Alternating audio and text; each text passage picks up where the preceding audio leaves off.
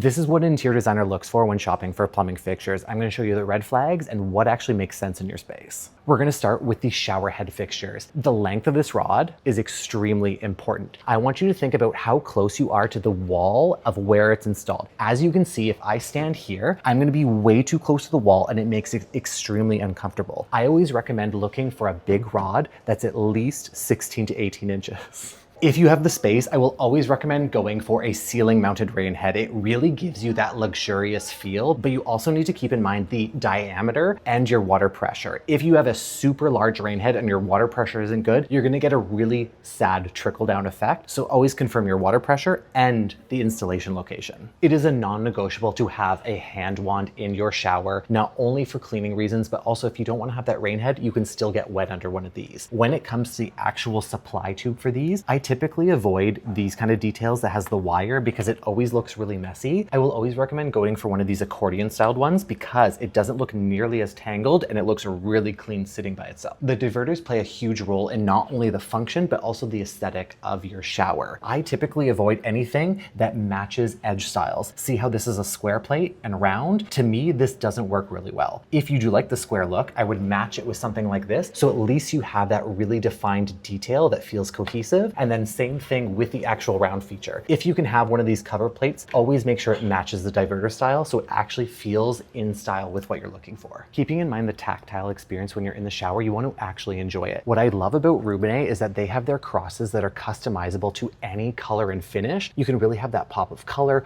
or that detail that feels cohesive with the rest of the design of your bathroom. Knurling is another really great detail to have in the shower because you can actually visually and physically understand the control that you have for your water.